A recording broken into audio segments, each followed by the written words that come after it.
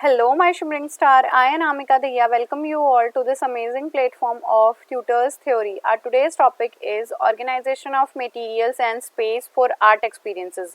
कला अनुभव के लिए सामग्री और स्थान का संगठन करना। यहाँ पे हम जानेंगे कि कैसे हम मटेरियल्स को यूज़ कर सकते हैं आर्ट एजुकेशन के लिए और कितने स्पेस की आपको ज़रूरत पड़ेगी। जब भी आप किसी लर्निंग एक्सपीरियंस को कराना चाहते हो तो सबसे पहले ध्यान रखो कि बच्चे एंथुजियास्टिक हो, बच्चे उत्साहित हों, उनकी स्ट्रॉन्ग डिटर्मिनेशन हो। इसके बाद इंडिविजुअल एनर्जी, बच्चे अपनी अपनी ऊर्जा को यूज़ कर पाएँ, अच्छी सौंदर्य ढूंढ पाएँ चीज़ों में, और वाइड रेंज ऑफ प्रॉप्स आपके पास क्रिया कराने के लिए विस्तृत श्रृंखला हो, बेटर इमेजिनेशन हो और अच्छे एक्शंस के द्वारा आप स्किल्स को कराएं।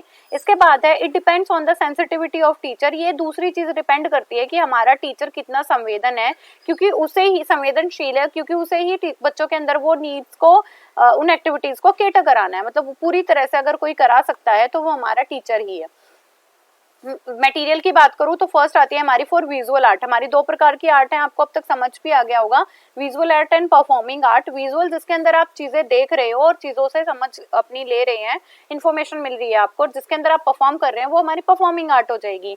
तो organising appropriate material for visual is consultative and collaborative process involving the बच्चे, मतलब children, parents, school and community. यहाँ पे आपको विजुअली रिप्रेजेंटेशन दिखानी है कि कैसे बच्चे समाज, अपने माता पिता या स्कूल के साथ शामिल हो सकते हैं।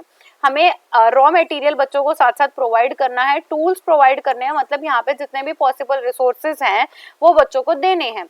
Material should be twofold, या तो material provided by the teacher या स्कूल, या तो जो भी रॉ मटेरियल है उसे स्कूल या टीचर प्रोवाइड कर सकता है, या बच्चा खुद से, कम्युनिटी से, पेरेंट्स से या अरेंज कर सकता है। तो अच्छी कम्युनिकेशन करके ही वो अपने मटेरियल को ऑर्गेनाइज कर पाएगा। तो कौन कौन सा इंपॉर्टेंट पॉइंट है जो ध्यान रखने चाहिए? सबसे पहले चिल्ड्रन की, बच्चे अपने पीयर से चीजों को अरेंज करें। जैसे अगर आप बेस्ट आउट ऑफ वेस्ट करा रहे हो तो बच्चे एक दूसरे की हेल्प कर सकते हैं। दूसरा आता है parents. Parents as a guide की तरह काम कर सकते हैं या एज अ रिसोर्स पर्सन भी काम कर सकते हैं। फिर इसके बाद है गैलरी। गैलरी में हिस्टोरिकल, ज्योग्राफिकल या हमारी सिविलाइजेशन से ओरिएंटेड जो भी चीजें थी वो हमें आर्ट गैलरी या म्यूजियम्स में मिलेगी। Community is also a pool of resources in which हम नंबर ऑफ एक्टिविटीज के लिए नंबर ऑफ चीजों को अरेंज कर सकते हैं। देन आती है हमारी टेलीविजन एंड वीडियो। ये हमारी विजुअल आर्ट की फॉर्म है जिसमें से हम चीजों को, इंफॉर्मेशन को टेलीविजन या वीडियो से देख सकते हैं। अब बात आते हैं material for performing art. Performing art के लिए कौन कौन से मटेरियल हैं? देखो, सबसे पहले यहाँ पे सबसे बड़ा मटेरियल है लर्निंग का। लर्निंग में आपके जो भी मटेरियल यूज होंगे, जैसे आपका म्यूजिक हो गया, डांस हो गया, एक्टिविटी रिलेटेड जो भी कार्य होंगे वो हमारे परफॉर्मिंग आर्ट के अंडर आएंगे।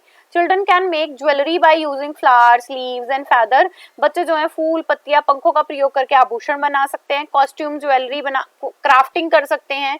इंस्ट्रूमेंट लाइक स्टोन, पॉट्स, इनका यूज करके भी बच्चे क्या कर सकते हैं, डेकोरेटिव आइटम बना सकते हैं।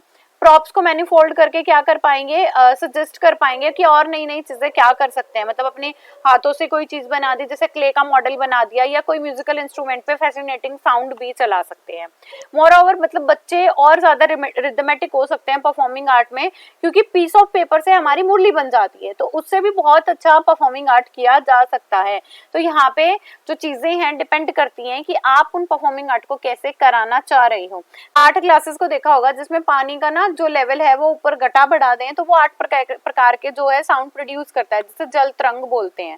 अब बात आती है स्पेस। फॉर विजुअल आर्ट की बात करूँ तो कंफर्टेबल स्पेस होना चाहिए जहां बच्चे बैठ के काम कर सकें या ऑब्जर्व कर सकें। ऐसा अच्छा फर्नीचर प्रोवाइड हो जो मतलब एक प्रॉपर एंगल पे हो, जिसपे बच्चा अपने टास्क मतलब बिना हाथ रुके कार्य कर पाए, इजी टू एक्सेस हो उनके पास मटेरियल, एंड फिजिबल टाइम भी बच्चों को मिले कि काम कार्य करना संभव हो। उसके साथ साथ वो अपने एरिया जो है क्लीन और सेफ भी होना चाहिए, बच्चों को किसी प्रकार की कोई हजार्डस ऐसी या चोट वगैरह ना लगे, और बच्चे का प्रॉपर कंट्रीब्यूशन हो। ऐसी चीजें, ऐसी एक्टिविटी भी होती है जिसमें बच्चे को प्रॉपर हॉरिजॉन की जरूरत होती है, तो भी आप अपना स्पेस अच्छे से प्रोवाइड करोगे एज अ टीचर। आपका रूम वेंटिलेटेड होना चाहिए, क्लियर हो, क्लीनलीनेस हो, उसके बाद अच्छी लाइटिंग भी प्रोवाइड की जानी चाहिए उसके अंदर।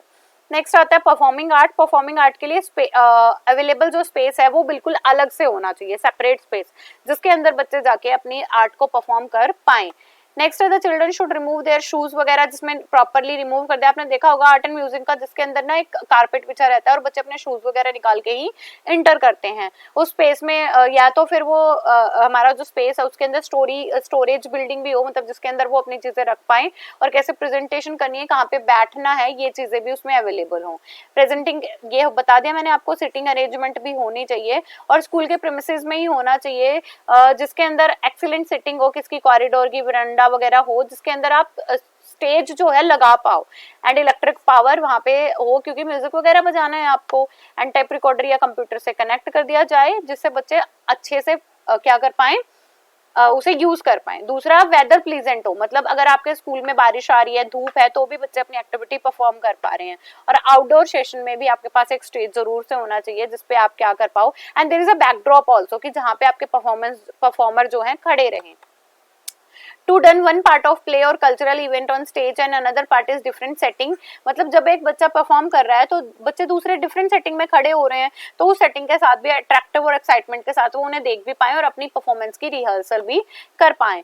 सो ये हमारा पूरा था 2.3 के बारे में। इसके साथ हमारी यूनिट 2 भी कंप्लीट हो जाती है। आई होप आपको चीजें समझ आई होंगी। So keep going, keep growing and keep learning my dear student. Also don't forget to like and share. Bye bye, take care.